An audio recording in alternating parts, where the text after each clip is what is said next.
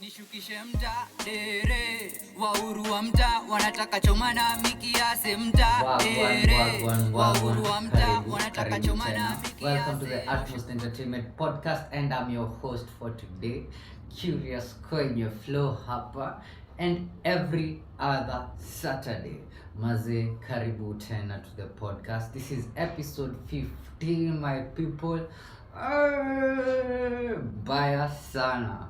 And this is tuko katikati ya month. Actually tuko karibu kumaliza tu hii month. January tumemaliza hivyo na ubaya.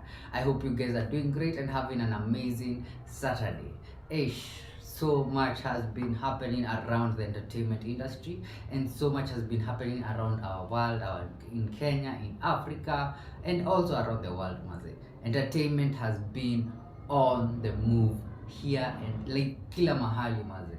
For starters, nataka kupiga big shout out kwa Box. Yeah, maze amepata job na Radio Africa Group. That is an amazing move for her. Ametoka Vibes Radio, so she's moving on to other ventures, and I'm not sure if she has gotten out. I hope these guys can do like twice of the same thing, you know. And maze, there's so much that has been happening around, like akina Matata maze wamefikisha 700k views in the ile ngoma walitoa juzi tu. Nakwambia maboy maze, maboy tu wako like they're Asima boy, they're actually the men. These guys are just doing their thing, like no baya, you know. Then Trio Mio, I'm telling you, this year will be a very good year in the world of this will be a very good year in the world of music, and Trio Mio has been proving that to me. So I may drop a certain freestyle kule Twitter, and I hope ya meka social media zake zote, but mimi nilionea Twitter. So there are some radio hosts wali try kumdiss like after high school, unajua like like they just go and look around and you'll see that Trio after all this Trio na venye ati hataweza kumake kitu, he decided to drop a diss. No, it's actually a diss track, like just telling them as he's still in the game, man. Then the funniest thing is that huyo mwenye alikuwa na like walikuwa na throw that kind of bad mouth in the Trio maze, they didn't even apologize, they actually took credit which was just funny for me, because kuna sehemu fulani nasemaga wewe usoyo ngojea mtu mbaya anguke kwa maisha yake, kuza hataanguka. Hiyo ni kitu moja to have to learn as you continue this life. Wewe endelea maisha yako wenyewe iko. Mtu akifanyia kutendea mabaya, wewe move like there's like hakuna kitu imehappen. Yes, always be careful after that, but move, you know. And one thing I love about that freestyle is for a fact that Trio, like unaweza ona tu maturity yake kutoka last year, like he's already on another level. I can't wait to see his next 5 years, what Trio is going to be achieving. Not even 5, the next his life yani. Naweza penda kuona Kenya achieve, because that guy is a G. So as we continue, there's a very amazing topic I have for you guys today, and I will always drop a snippet of what I'm going to not really a snippet, a topic of what I'm going to be covering next week, because this is a topic long overdue, not just for next week but also today. And today I'm going to make this episode is going to be based on Kenyan comedy. Mbaya sana. Ukiona, like right now the Kenyan comedy scene in the entertainment industry is one of the most vibrant scene. Na imekuwa hapo tangu kitambo. And one thing I know about Kenyans is that they love two things: party and comedy. Kucheka, yani mbaya. That's why like we enjoy ourselves. Lakini wakati watu wengine wanakuja like kuingilia Kenya, wanakam na mbaya. Wanajua like we have gone through much as a people, as a country, as a whole culture. I'm saying we have been through so much as also black people, as Africans. Lakini if there's one thing that makes this even inafanyanga hata ikuwe bearable for many Kenyans to live, or for many Kenyans, is the the fact that they can laugh their heart out and enjoy their lives because of the different entertainment structures that we have. And like comedy is one of the biggest, it's one of the best paying industries. I feel after, not just after music, kuna actually naona ni kama I'll have to go and look for these statistics, but naona Kenyan comedy is among those top lists of, if you want to join the entertainment industry, those are the entertainment industry you can be paid a lot for. But it's not easy to make it in that industry. There's so much bureaucracy, kuna so much being held back or gatekeeping by some, not a lot. But right now, all that imetupwa kwa dustbin, kwa trash. And I'll tell you why. TikTok has changed everything, including how we see videos, our attention span. It has changed everything. And if there's one thing that I love about the Kenyan comedy, is that it has taken the right direction of being into these media platforms a lot.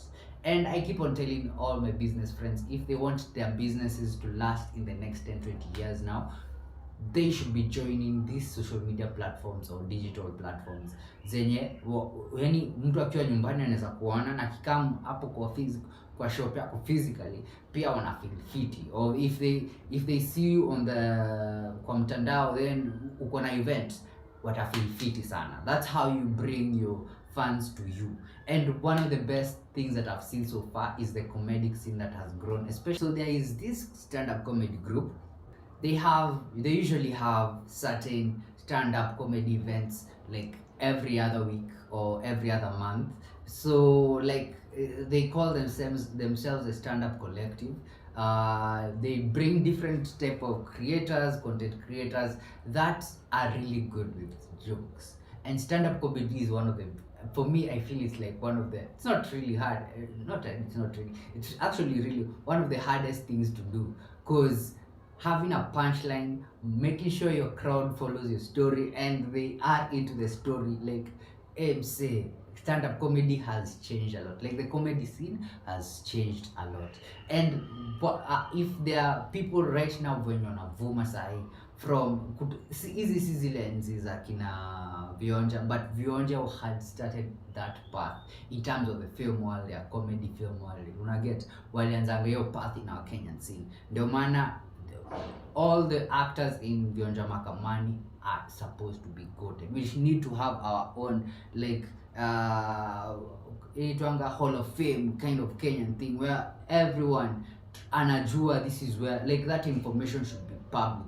Like ukitaka kuona how Kenya made it or created themselves, the Kenyan history in comedy, tunafaa kuwa na Hall of Fame of every single entertainment, like hizo slots zote za entertainment, from comedy, music, film to documentaries, hizo vitu zote wenye watu wali go out of their limb, like just to do something, to create something amazing and so relational. Any inaweza relate sana na sisi, you know. And that's why I love comedy, especially Kenyan context.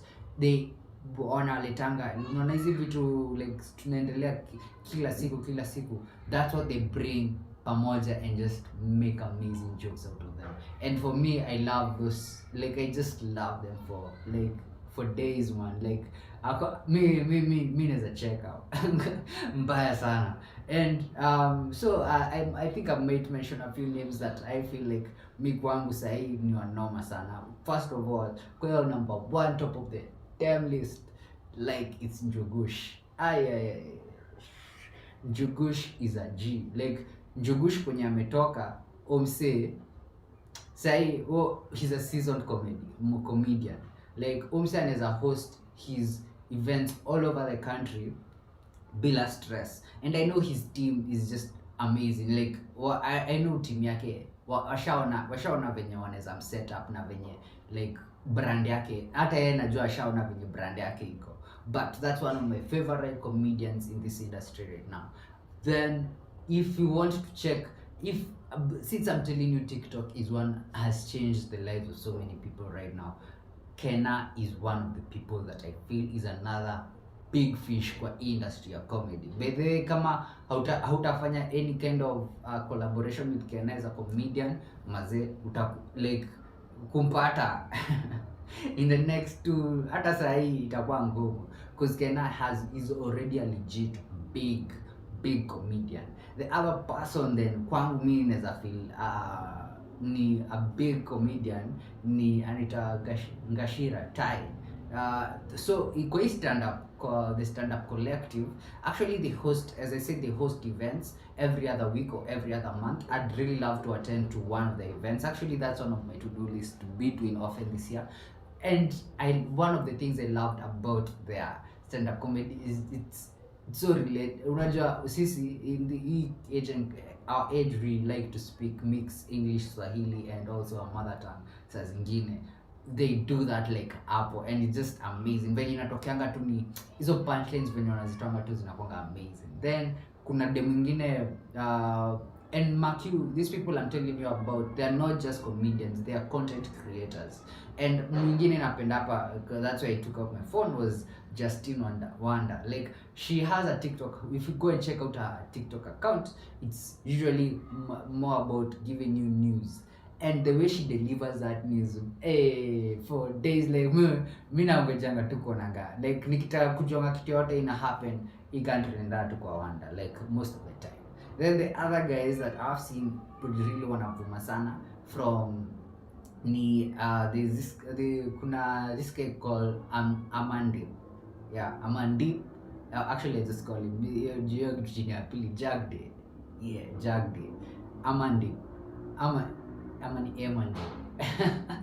Jagde. Yeah. So he's another, I've seen his TikToks. He's come stand-up comedy scenes but on his TikTok platforms, they're just to die for us. Like me, if there's one thing I love about all this is that the Kenyan comedy scene has shifted. It has shifted from the old days when what tunaona Churchill Show was like the only stand-up comedy place where seasoned comedians and new ones would just go and do their thing. But now that has changed completely in this century, yani, because right now there's so many stand-up events and shows and kwenye zina pop up around Kenya that are becoming even more finer and the even zina refanywa say me I'm just enjoying all this. Anyway, my people, if you want to know, I want to do a part 2 of this Kenyan comedy, but if you haven't watched any Kenyan comedians, just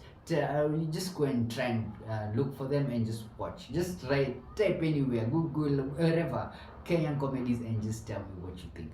Then tell me, who's your favorite comedian so far? Right now for me, Kena is just another level, man. Lakini Kena and by the Kena and Njugush, Njugush, man. So bad, Njugush ni na bibi yake, man, say tunawanoma. But I really appreciate the Kenyan comedics entertainment side, because maze, you guys have been doing the thing. Na msiache, continue grinding, continue doing the work, and I'm sure in the next 2-5 years tutakuwa in a very different space than we are right now. This is the Atmost Entertainment Podcast TV, and I'm your host, Curious. I hope to see you on the next episode, which is going to be episode 16. And episode 16, before I talk about comedy part 2, I'm going to talk about the TikTok industry, because we have so much to cover about the TikTok industry. TikTok, I'm actually going to also go to do 2 videos, and then after that, that's when I'm going to make sure you guys understand what I'm saying by the internet changed everything about how we approach art as a whole. So I hope to see you guys on every Saturday 9 a.m. I'll be dropping these episodes every Saturday 9 a.m. Just keep your notifications on, and I'm going to, and whenever I'll drop these episodes, new watu mtakuwa up to speed to the Kenyan entertainment industry. And with that, good vibes. Haba itajaza bila aibu. Islando